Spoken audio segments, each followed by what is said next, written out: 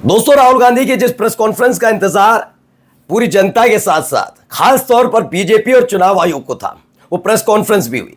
Press conference क्या, सबके सामने वो खुलासा कर दिया जिसके जरिए एक चीज पता लगी कि अब तक भारतीय जनता पार्टी, चुनाव आयोग और इस देश के बिके हुए ईमान वाले पत्रकार आरोप लगाते रहे कि राहुल गांधी को, कांग्रेस पार्टी को इस बात की फिक्र नहीं होती। जहां वो चुनाव जीत जाते हैं, जहां चुनाव हार जाते हैं, वहां उन्हें बड़ी फिक्र होती है। हरियाणा की फिक्र हो रही है, महाराष्ट्र की हो रही है, उत्तर प्रदेश की हो रही है, लेकिन कांग्रेस शासित राज्यों की क्यों नहीं? और इसी के साथ उन्होंने वाकई बम फोड़ दिया। यह हाइड्रोजन बम नहीं है, क्योंकि राहुल गांधी ने अपनी प्रेस कॉन्फ्रेंस की शुरुआत जो की उसमें उन्होंने स्पष्ट बताया यह हाइड्रोजन बम नहीं है, वो जल्द आने जा रहा है। लेकिन इस सब के बीच जो है वो यकीनन चुनाव आयोग को झकझोर देने वाला है।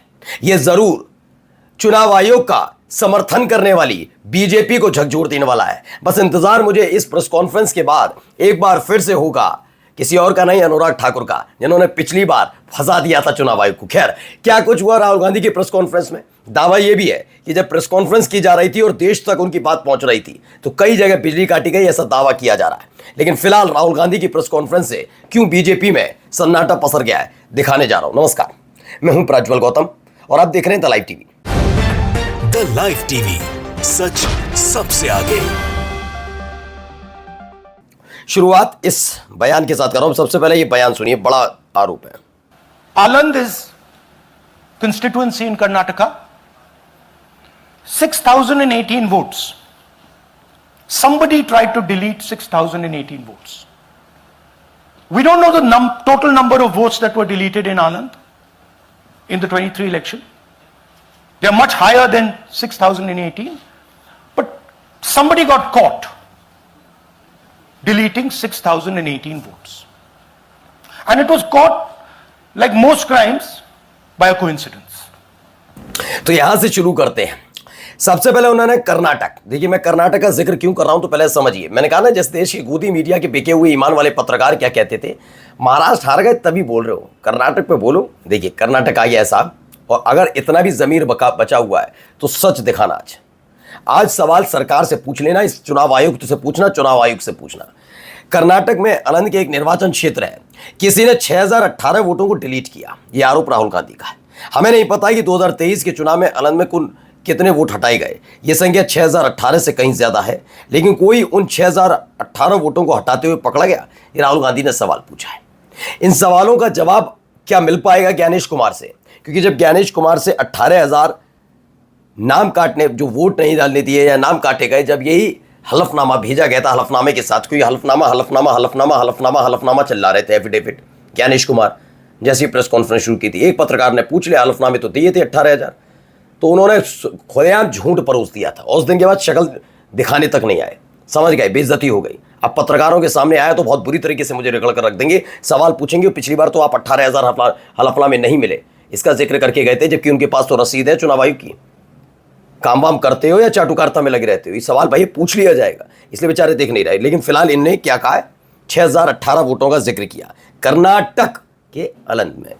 अब देखिए, राहुल गांधी ने बाकायदा ये नहीं कि केवल इस बार आरोप लगाए, क्योंकि बहुत सारी चीजें हैं। बीजेपी के नेता बार बार प्रेस कॉन्फ्रेंस कर रहे थे और उसके बाद आपने देखा कि किस तरह से डिबेट में आगे कहते थे कि खुद राहुल गांधी चिल्लाते हैं कि कभी किसी को सामने लाए। जब सामने लाए तो उन्होंने कहा गोपनीयता का हनन किया है, निजी जानकारियां सार्वजनिक करती, मतलब दोनों एक दूसरे के साथ खेल रहे थे।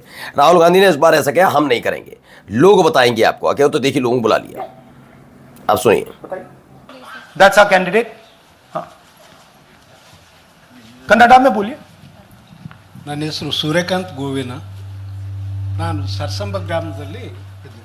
ನನಗೆ ನಾಲೆಜ್ ಕೇಳದೆ ನನ್ನ ಹೆಸರು ಮೇಲೆ 9 ಜನರ ಲಿಸ್ಟನ್ನು ಡಿಲೀಟ್ ಮಾಡಿದ್ದಾರೆ. ಅದು ಯಾಕಂತ ಇವರು ನನಗೆ ಬಂದು ಕೇಳಿದರು, ನಮ್ಮ ಹೆಸರು ನೀವು ಯಾಕೆ ಡಿಲೀಟ್ ಮಾಡಿದ್ರಿ ಅಂತ. ಅದಕ್ಕೆ ನಾನು ನಮ್ಮ ಸಾಹೇಬ್ರಿಗೆ ಹೇಳಿದೆ, ನಾನು ಡಿಲೀಟ್ ಯಾರಿಗೂ ಮಾಡಿಲ್ಲ, ಅಪ್ಲಿಕೇಶನ್ ಕೊಟ್ಟಿಲ್ಲ, ಆದರೂ ಡಿಲೀಟ್ ಆಗಿದೆ, ಅದು ನೋಡ್ರಿ ಅಂತ. ಹಾಗಾಗಿ ತಹಶೀಲ್ದಾರ್ಗೆ ಹೋಗಿ ಕಂಪ್ಲೇಂಟ್ ಕೊಟ್ವಿ. चलिए मैं आपको इसे आसानी से समझा देता हूँ। ये कौन लोग हैं? ये सारे वो नहीं है कि जिनके वोट काटे गए। राहुल गांधी ने स्टेज पर उस शख्स को बुलाया जिसका वोट काटा गया, दूसरे वो जो वोट काट रहे थे।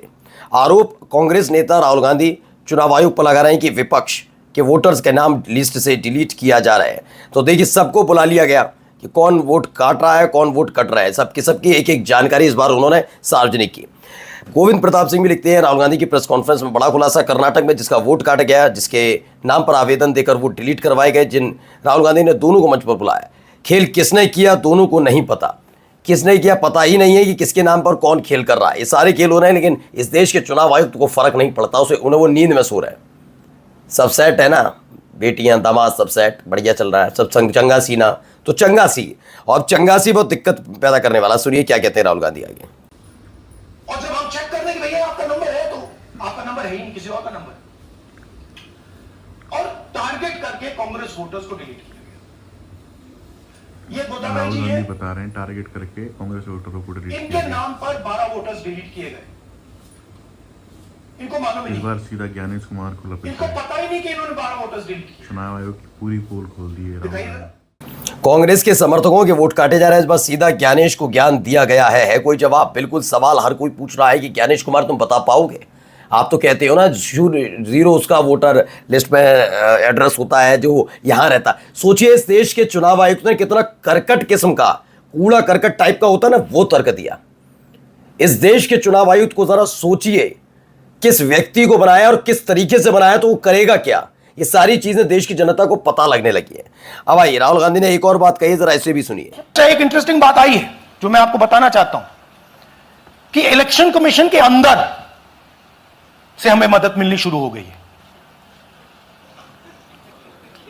मैं साफ बोल देता हूं, इलेक्शन कमीशन के अंदर से, पहले नहीं हो रहा था, अब इलेक्शन कमीशन के अंदर से इंफॉर्मेशन आ रही है, ये रुकेगा नहीं। देखिए ये होती है स्थिति। राहुल गांधी ने कहा कि अब हमें इलेक्शन कमीशन के अंदर से, का मतलब वहां के कर्मचारी बता रहे हैं कि जमकर धांधली और घपला हो रहा है, ये वहीं से चीजें निकल निकल कर आ रही हैं। सोचिए कितना बड़ा हड़कंप, ये हाइड्रोजन बम से बड़ा बम मुझे लग रहा है।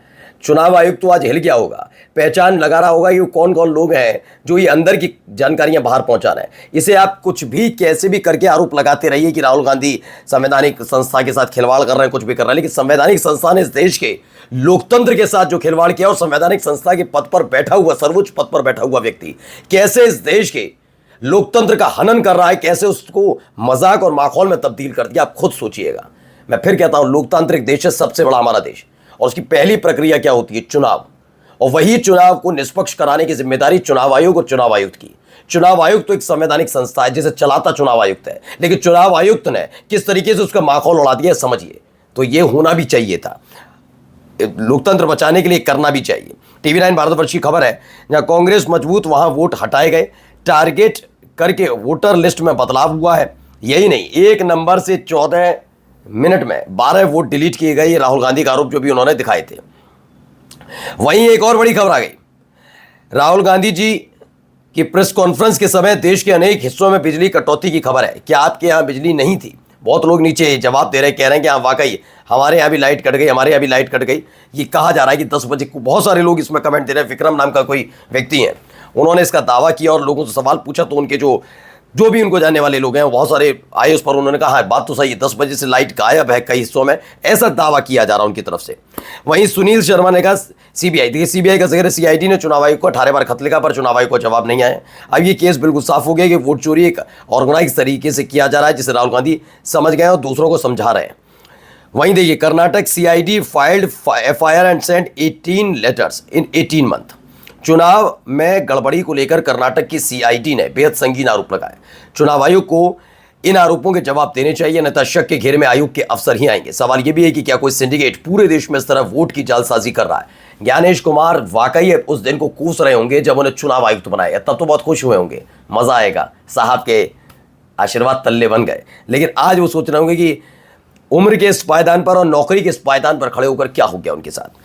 देखिए दिनेश दागिनी का आनंद कर्नाटक का एक विधानसभा क्षेत्र है, 6018 वोट डिलीट करने की कोशिश, और इन 6018 वोटों की डिलीट करते समय गलती से वोट चोरी का मामला पकड़ में आ गया। हुआ यूं कि वहां के एक बूथ लेवल अधिकारी ने देखा कि उसके चाचा का वोट डिलीट हो गया। उसने जांच की तो उसके चाचा का वोट किसने डिलीट किया ये तो पता चला कि पड़ोसी ने डिलीट किया। जब पड़ोसी से पूछा तो उसने कहा मैंने वोट डिलीट नहीं किया, असल में किसी और ताकत ने सिस्टम को हाईजैक करके ये वोट डिलीट किए थे। राहुल गांधी अब सवाल पूछ रहे हैं, चुनाव आयुक्त सो रहा है, नए राजेश खन्ना की डायलॉग्स फिल्म देख रहे होंगे, राजेश खन्ना की डायलॉग्स निकालने हैं, इसलिए ये अलग अलग जगह से ऐसी ही खबरें निकल कर आ रही हैं।